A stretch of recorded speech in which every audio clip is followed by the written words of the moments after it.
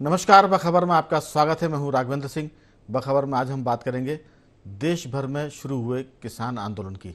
दरअसल देश भर का नाम हमने इसलिए जोड़ा, भले ही ये मामला मध्य प्रदेश में ना हो, छत्तीसगढ़ में ना हो, लेकिन भारत तो किसानों का देश है, इसलिए हम कहेंगे कि देश भर के किसान आंदोलित है। कुछ सड़क पर उतरे हुए हैं, कुछ सड़क पर नहीं उतरे हैं। तो इस पूरे मुद्दे पर एमएसपी की फांस जो है वो कहीं ना कहीं इस मामले में जुड़ी हुई है। एमएसपी के दो मतलब हो सकते हैं, मैक्सिमम प्राइस की हम बात कर सकते हैं और मिनिमम सपोर्ट प्राइस की बात कर सकते हैं। तो यहाँ हम बात कर रहे हैं मिनिमम सपोर्ट प्राइस की, और इसी पर किसानों का पूरा मामला अटका हुआ है। सरकारें उनकी बहुत सारी बातें मान लेती हैं, लेकिन जहाँ तक उनकी बातों को नहीं मानने का सवाल है वो है एमएसपी का मामला। एमएसपी जो है, किसान उस पर अड़े हैं, और अगर सरकार इस मुद्दे पर बड़ा दिल करके उनकी बात मानती है तो बहुत सारी चीज़ें एक तरह से ठीक हो जाएंगी। आज हम इस पर चर्चा करेंगे कि आखिर ये जो मामला है वो उलझ कहाँ रहा है। और इस पर चर्चा के लिए हमारे साथ जुड़ेंगे स्काइप पर किसान नेता केदार शंकर सिरोही जी। दिल्ली से हमारे साथ, नोएडा से जुड़ेंगे नागेंद्र सिंह परमार जी। स्टूडियो हमारे साथ मौजूद हैं हमारे सामाजिक सरोकार से जुड़े श्री कमल राठी जी। और इसके अलावा हमारे साथ जुड़ेंगे ग्रामीण परिवेश से ताल्लुक़ रखने वाले, पत्रकारिता के ताल्लुक़ रखने वाले रघुवर दयाल गोहिया जी। आप सभी का बहुत बहुत स्वागत है। चर्चा की शुरुआत हम करेंगे राठी जी आपके साथ। हमारे साथ केदार जी, मेरी आवाज़ सुन पा रहे हैं? तो राठी जी, चर्चा की शुरुआत आपसे कि आखिर ये जो मामला है एक आम शहरी के नाते, क्योंकि हिंदुस्तान में अब मेट्रो सिटी है, फिर शहर है और उसके बाद देहात है। तो अगर हम राजधानी के बाशिंदे के नाते, एक शहरी नागरिक के नाते, आप इस पूरे आंदोलन को किस ढंग से देखते हैं? ये जो मामला है, हर बार, हर 2 साल में, 3 साल में किसान आंदोलन करते हैं, और ख़ासतौर से हम बात करें पंजाब और हरियाणा की, उसकी थोड़ी सी आहट आती है पश्चिमी उत्तर प्रदेश की तरफ और कुछ राजस्थान का इलाका। उसके बाद यूपी को भी हम इसमें जोड़ सकते हैं, थोड़ा सा इलाका यूपी, हरियाणा, पंजाब और कुछ राजस्थान। बाकी पूरा देश इसमें थोड़ा सा अलग हो जाता है, लेकिन किसान कहीं का भी हो, समस्या उनकी एक जैसी है, और समस्या आकर रुकती है मिनिमम सपोर्ट प्राइस पर। और इसको लेकर स्वामीनाथन आयोग की एक काफ़ी चर्चित रिपोर्ट है, जिसमें उन्होंने 3 टियर सिस्टम दिया था, यानी त्रिस्तरीय एमएसपी का उन्होंने निर्धारण किया था। लेकिन सरकार 2 स्तर पर तो उनको एमएसपी दे रही है। जो आखिरी का मामला है उस पर आप पहले विस्तार से बात करें, फिर केदार जी जैसे हमसे जुड़ेंगे, हम उनसे पूछेंगे आपकी राय। जी नमस्कार। एक तो हम मध्य प्रदेश में हैं, माँ नर्मदा हमारी एक पहचान है, तो आज नर्मदा जी का जन्म उत्सव है, तो माँ नर्मदा को प्रणाम करते हुए मैं अपनी बात आगे ये बढ़ाना चाहूँगा कि किसान प्रधान देश है हमारा, खेती हमारा मुख्य व्यापार है, और कहीं ना कहीं हम लोगों में से जो अन्य व्यापार में या अन्य नौकरियों में बाहर आ गए, उनके भी डीएनए में कहीं ना कहीं किसानी जरूर जुड़ी हुई है। तो मैं राठी जी आपकी चीज़ में जोड़ दूं कि देश की जितनी भी विधानसभाएं और लोकसभा और राज्यसभा की बात करें, लगभग 70% हमारे विधायक और सांसद किसान हैं। उनके पेशे में लिखते हैं वो कृषि और किसान। जी जी बिल्कुल, लेकिन अब पेशे पे लिखते हैं, लेकिन पॉलिटिक्स में जब आते हैं तो शायद किसानी खुद ना करते हैं। नहीं तो अगर करते होते तो ये 70 साल में कुछ ना कुछ इस बारे में एक फार्मूला जरूर बनता। टैक्स बचाने के लिए करते हैं। जी जी जी, 70 साल में नहीं तो फार्मूला जरूर बन जाता। तो अब हम ये देखेंगे कि इस विषय को लेके अलग अलग पहलू हैं। शहरी आदमी को शायद इस विषय से बहुत रुचि नहीं होती, वो कहता है ट्रैफिक जाम हो रहा है, हम लेट हो रहे हैं। जैसे माननीय सर्वोच्च न्यायालय में कुछ वकील पहुंच रहे हैं कि साहब हम लेट हो जाते हैं आने में। तो मुझे लगता है इसको उस ढंग से देखना बहुत ही गलत नज़रिया है। ये बच्चों के एजुकेशन के हिसाब से, बच्चों के सिविल सर्विसेज या अन्य परीक्षाओं की तैयारी के हिसाब से भी इसको देखना चाहिए। तो इसलिए ये हर व्यक्ति से जुड़ा विषय है, जरूरी नहीं है कि वो खेती करता है या नहीं करता है। अब आप आते हैं कि क्या स्वामीनाथन कमेटी बनी और क्या आगे चीज़ें हुई। जब स्वामीनाथन कमेटी बनाई गई तो उनने एक फार्मूला दिया कि किसानों को किस ढंग से पैसे की, जो वो अनाज उत्पादन करते हैं, उसकी कीमत कैसे तय की जाए। तो उन्होंने दिया था C2 + 50%। अब C2 क्या है?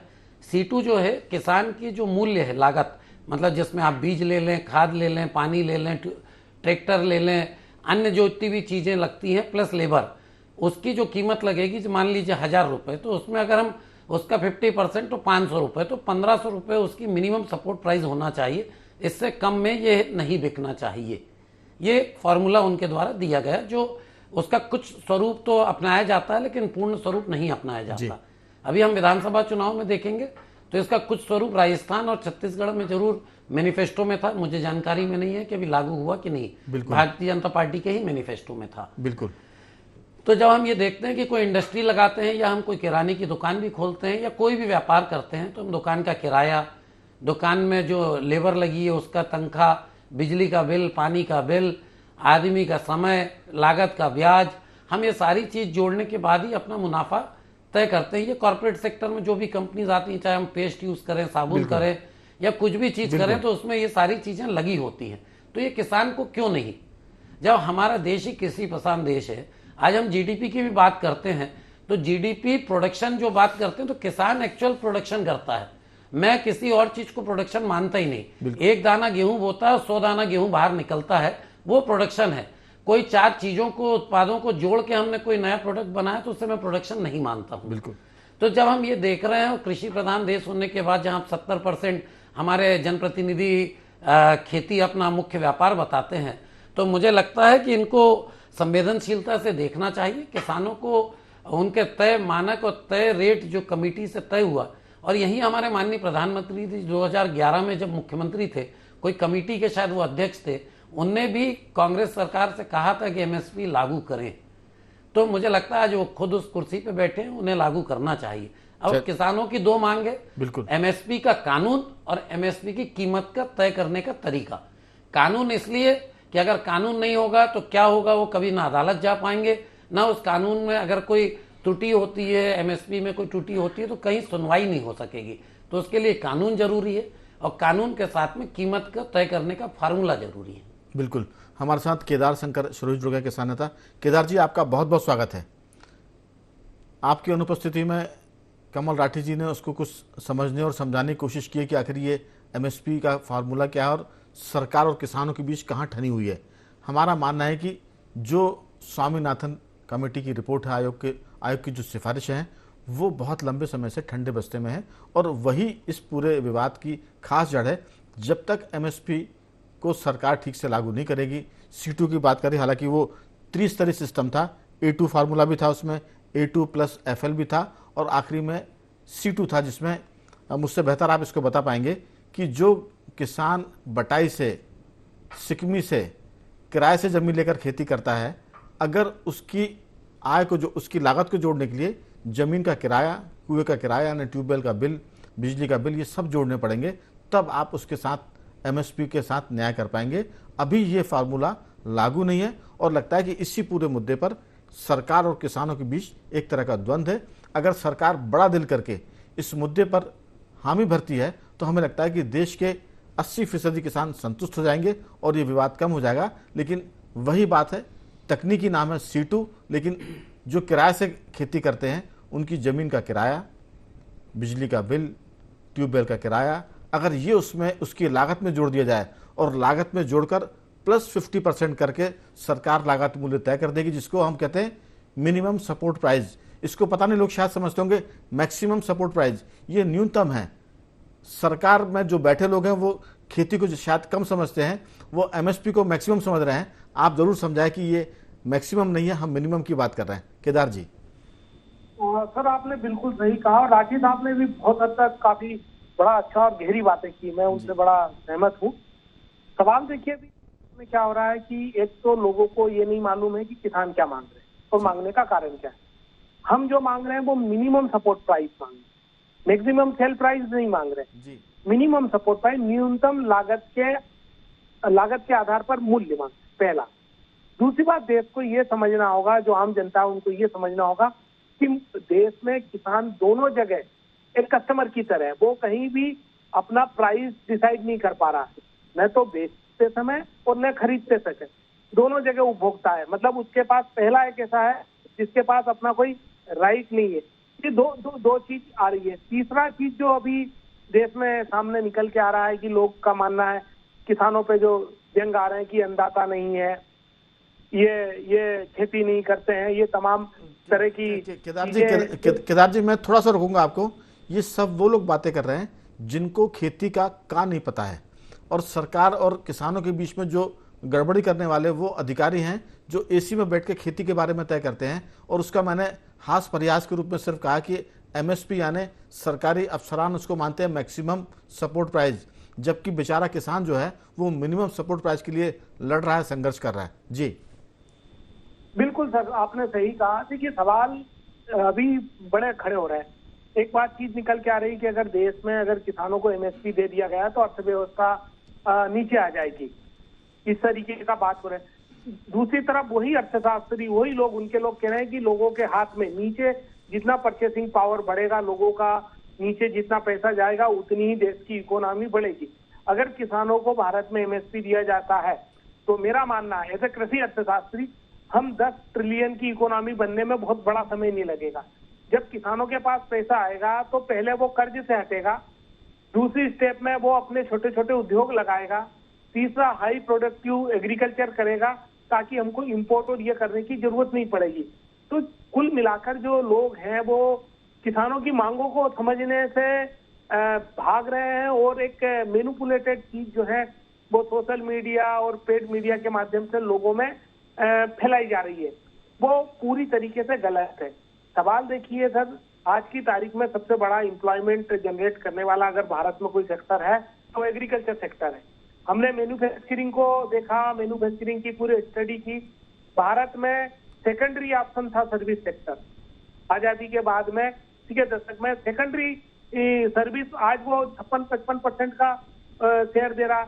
इंडस्ट्री में 1% की ग्रोथ लाने में जितना खर्चा करना पड़ रहा उतना अगर एग्रीकल्चर में की जाए तो 3% ज्यादा एम्प्लॉयमेंट और वो आपका रेवेन्यू और प्रोडक्टिविटी ज्यादा जनरेट हो रही है। तो भारत की खेती को समझने के लिए सरकार को एक कदम उठाना पड़ेगा। दूसरा, भी हमारे पास रोजगार नहीं, इतनी बड़ी आबादी को आप खेती से बाहर ले नहीं जा सकते हैं। आप ये जो नीति आयोग और ये जो कॉपी पेस्ट की जो चीजें कभी कभी निकल के आती है वो अमेरिका में भी सक्सेस नहीं है सर। वो अमेरिका का फेल्यूर मॉडल हमारे यहाँ पेस्ट करना चाह रहे हैं। हमारा कल्चर अलग है, हमारा क्लाइमेट अलग है, हमारा जो कल्टीवेशन का तरीका है वो अलग है, हमारा कॉम्बिनेशन सब तरफ से अलग बैठता है। तो कॉपी पेस्ट से अगर हम लोग चलने की कोशिश करेंगे, जो फेल्यूर मॉडल है, यूरोप का जो फेल्यूर मॉडल है उसको हम लेके चलेंगे तो कैसे सक्सेस होंगे। हमारे सामने जो ये कहते हैं कि जोत का आकार छोटा है, ये है वो है, ये जापान में भी है, चाइना में भी है, फिर भी हमसे ज्यादा प्रोडक्टिविटी और उनके फार्म प्रॉफिटेबल है। सवाल ये आ रहा है कि आज हम लोगों को, किसानों को ये मांगने की जरूरत क्यों आ रही है कि हमारे देश में सब्सिडी के नाम पर बहुत छोटी सब्सिडी है। डेवलप कंट्री या दूसरी कंट्री में आप जाकर देखेंगे, अपन उनका स्टडी करते हैं तो उनको तमाम तरह की अलग अलग बॉक्स में सब्सिडी दी जा रही। हमारे यहाँ एक 2,000 रुपया महीने का, वो 6,000, 12,000, 1,000 रुपये महीने का एक किसान को सब्सिडी डायरेक्ट इनकम बेनिफिट के अलावा कुछ दिया नहीं जा रहा। कब तक किसान वो मांगेगा?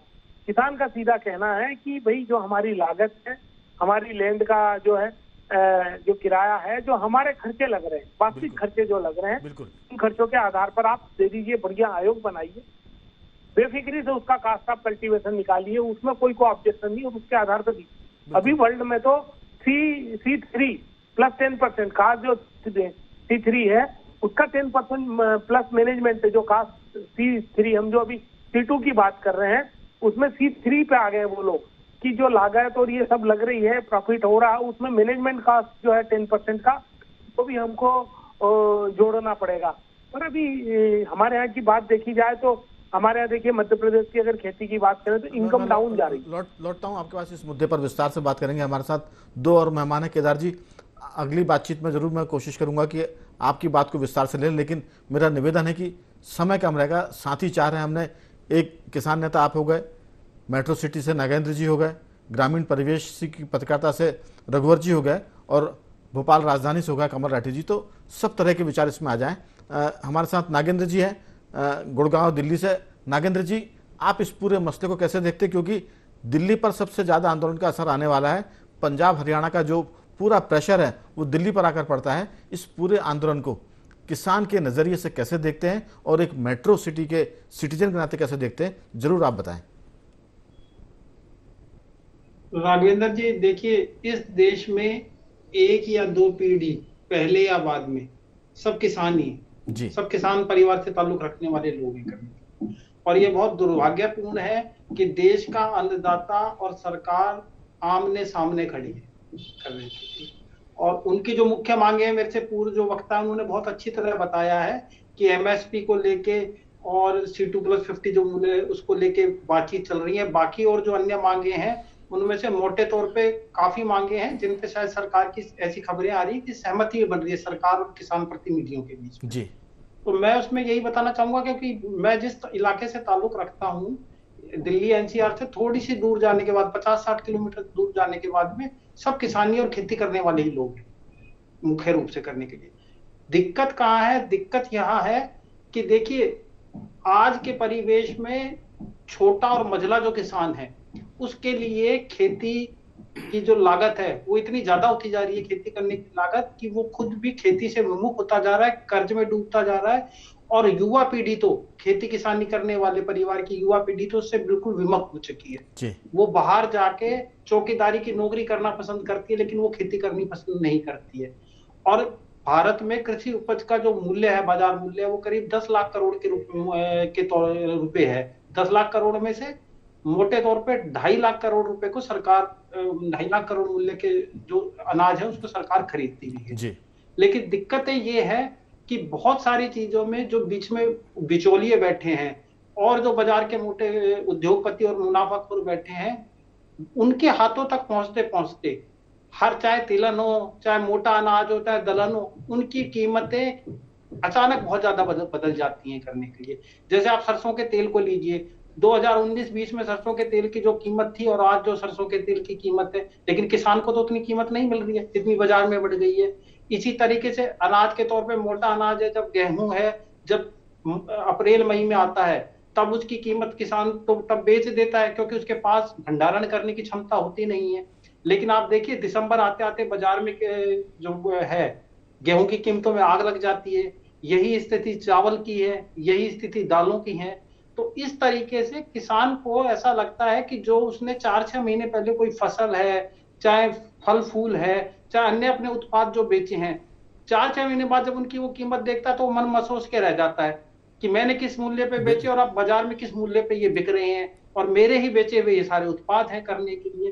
तो सरकार को इस तरीके से एक योजना बनानी होगी फुल प्रूफ एमएसपी से और उससे भी आगे चल के, कि किस तरीके से किसान की जो खरीद है वो एक सही रेट पे लिया जाए और बाजार पे भी एक नियंत्रण रहे करे करने के लिए। क्योंकि अगर जो बिल्कुल नागेंद्र जी, दरअसल मैं इसमें 2 वाक्य और जोड़ूंगा, फिर मैं जाऊंगा रघुवर जी की तरफ, फिर अगले दौर की बातचीत में आप जरूर बहुत संक्षेप में टिप्पणी करें। अगर ये खेती कारपोरेट सेक्टर करेगा, अडानी, अंबानी, टाटा, बिरला अगर ये खेती करेंगे तो क्या इनके कृषि उत्पाद का मूल्य बाजार तय करेगा? जैसे ये अपने उत्पाद का मूल्य तय करते हैं, टाटा अपनी कार का मूल्य तय करता है, मारुति अपनी कार का मूल्य तय करती है, वैसे ही ये कॉर्पोरेट सेक्टर अगर खेती के मैदान में आएंगे तो ये अपने गेहूं, चने, चावल का मूल्य खुद तय करेंगे। तब बाजार तय नहीं करेगा, क्योंकि ये कहेंगे कि हम इस कीमत से कम पर गेहूं नहीं बेचेंगे। तब लोगों की समझ में आएगा। अभी किसान बिखरा हुआ है, इसलिए उसके नाम पर लोग बहुत सोशल मीडिया पर और सब जगह बहुत ज्ञान उसको दे रहे हैं। लेकिन अगर ये पूरी चीज़ कारपोरेट के हाथ में जाती है तो फिर देशवासियों को समझ में आ जाएगा कि किसान के बजाय ये उद्योगपति जब बाजार मूल्य तय करेंगे गेहूं का, तब सच्चाई समझ में आएगी। क्योंकि जब तक लागत में 50% मुनाफा ऐड नहीं करेंगे तब तक कोई भी, चाहे किसान हो या टाटा हो, वो गेहूं को मुनाफे में नहीं बेच सकता। रघुवर जी की राय जानेंगे। रघुवर जी, आप इस बारे में क्या कहना चाहेंगे? जी राघवन जी, बहुत बहुत धन्यवाद। मैं शुरुआत यहाँ से करना चाहूँगा कि हमारा सीहोर जिला जो है, सीहोर जिला पूरे मध्य प्रदेश और देश में जिस गेहूं की किस्म के लिए जाना पहचाना जाता है, शरबती गेहूं, वो सर्वश्रेष्ठ उपज के तौर पे पूरे देश में प्रसिद्ध है, शरबती गेहूं के नाम से, या सीहोर का गेहूं। और वो सीहोर जिले के कुछ विशेष हिस्से में ही होता है। और आपने अभी पिछले जो मैं पूर्ववर्ती जो वक्ता है उन लोगों से भी बातें भी उनकी बड़ी ध्यान से सुन रहा था ये पहला इस तरह का मामला रहा है शुरू से कि किसान जो है अपनी फसल बोता है, मार्केट में लेके जाता है, मंडी में लेके जाता है, लेकिन उसका मूल्य जो है व्यापारी तय करता है। बाकी तमाम चीजें जो है वो जो भी प्रोडक्ट करने वाला है वो अपने तय करता है। तो अभी आपने जैसे कहा कि अगर अडानी अंबानी जैसे लोग जो है खेती किसानी पे कब्जा कर लेंगे तो निश्चित रूप से वो अपनी मनमानी कीमत ही वसूल करेंगे। तो ऐसी स्थिति में और सिवाय किसानों के शोषण के और आम जनता के शोषण के मुझे नहीं लगता कि कुछ होगा। मैं आपको एक चीज और बताना चाहूंगा कि समय खत्म हो रहा है, रघुवर जी जल्दी से बताएं। जी, मैं सिर्फ ये कहना चाहूंगा कि जितनी भी सरकारें हैं, चाहे वो अभी की सरकार हो चाहे पूर्ववर्ती सरकार हो, इस तरह के जो भी आंदोलन होते हैं या जो संगठित क्षेत्र होते हैं वो उनमें डिवाइड एंड रूल की भावना से काम करते हैं और वो अपने पक्ष के लोगों को महत्व देते हैं। बिल्कुल। और जो सत्य है या ईमानदार है उसको जो है वो दबाने का प्रयास। रघुवर जी, दरअसल जब कांग्रेस सरकार में होती है तब वो किसानों के आंदोलन को इस तरह से इग्नोर करती है, और जब बीजेपी या एनडीए सरकार में आता तो वो भी इग्नोर करता है। सरकार में आने के बाद सबकी भाषा बदल जाती है। प्रतिपक्ष में होते तो सब इस तरह की बातें करते हैं कि किसान के लिए ये होना चाहिए और किसान के लिए वो होना चाहिए। राठी जी, आपकी बहुत संक्षेप में सारी बातचीत आपने सुनी, चर्चा की शुरुआत की थी, अंतिम रूप से क्या कहना चाहेंगे? नहीं, मैं इसमें तो जैसे आम जनता से यही कहना चाहूंगा कि उन्हें भी किसानों के साथ जुड़ना चाहिए और उनका सपोर्ट करना चाहिए। देखिए, ये अन्नदाता ही हमारे अनाज दे रहे हैं, वही शासन खरीद रहा है और 5 किलो अनाज 80 करोड़ लोगों को लाभार्थी के रूप में दे रहा है। अगर ये नहीं होते तो लाभार्थी नहीं होते, लाभार्थी नहीं होते तो आप सत्ता में नहीं होते। तो मुझे लगता है सरकार, आम जनता, वो 80 करोड़ लोग जो 5 किलो अनाज ले रहे हैं वो उन किसानों के बदौलत ही ले रहे हैं। ठीक, केदार जी आपकी राय? सरकार ने ये बातें, समय बहुत कम है, 2-4-6 वाक्य में। जी, 1 साल पहले सरकार ने सारी बातें मांग ली थी, उन्हें सहमति दी थी, किसान और जो नेताओं से माफी भी मांगी थी कि इतना लंबे समय उन्हें गुजारा उसके लिए उन्हें माफ कर दे। फिर भी 1 साल के बाद नहीं किया गया है। अब भी मुझे ऐसा है कि तुरंत उनको किसानों की मांग मानना चाहिए और उनका जो है वो पूरा करना चाहिए। बिल्कुल। नागेंद्र जी, बहुत सारी मांगों से हमने सिर्फ एक ही मांग पर फोकस किया है, वो एमएसपी। वैसे तो किसानों के लिए कहा जा रहा है कि उनके सारे कर्जे माफ किए जाएं। सारे कर्जे माफ करने वाली मांग बड़ी अव्यवहारिक और किसान के नाते भी हमको लगता है कि ठीक नहीं है, और ऐसी बहुत सारी उसमें मांगे जायज़ भी होंगी और कुछ नाजायज़ मांगे भी होंगी। सरकार को चाहिए कि वो एमएसपी जैसे 2-3 मुद्दों पर फोकस करके इस आंदोलन को थोड़ा सा अच्छे ढंग से खत्म कर सकती है। आपका इसमें क्या सोचना है संक्षेप में?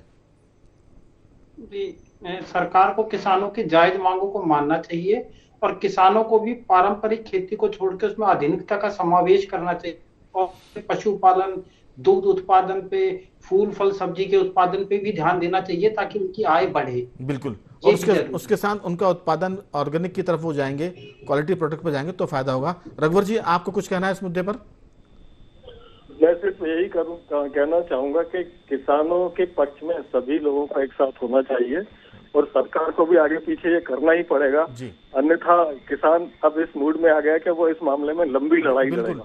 हम कुल मिलाकर कह सकते हैं कि जब लाडली बहनों को पैसा देते हैं बाजार में तो बाजार की रौनक बढ़ती है। मनरेगा के जरिए जब मजदूरों को पैसा मिलता है तो बाजार में स्थिति सुधरती है। अगर किसानों की एमएसपी को आप बढ़ा देंगे तो देश की अर्थव्यवस्था बजाय कमजोर होने के बेहतर होगी, क्योंकि जब किसान मुस्कुराता है तो देश मुस्कुराता है। मैं सिर्फ एक आखिरी वाक्य बोलूंगा, जब जो मौसम वैज्ञानिक होते हैं वो ये कहते हैं कि इस बार बारिश कम होगी, ये सुनते ही बाजार दब जाता है, मार्केट नीचे चला जाता है। लेकिन जैसे ये लाइन आती है कि इस बार बारिश बहुत अच्छी होने वाली है तो मार्केट लहला उठता है। तो किसान पर देश आधारित है, उनकी एमएसपी को आप मिनिमम के बजाय मैक्सिमम पर जाएं, तब देश मैक्सिमम पर जाएगा। तो बाखबर में आज सिर्फ इतना ही। चारों मेहमानों का मैं धन्यवाद करूंगा। केदार जी आपका साधुवाद, नागेंद्र जी आपका बहुत बहुत धन्यवाद, और रघुवर जी, राठी जी आपका साधुवाद कि आपने चर्चा में हिस्सा लिया। आप बने रहिए हमारे साथ और देखते रहिए INDU 24।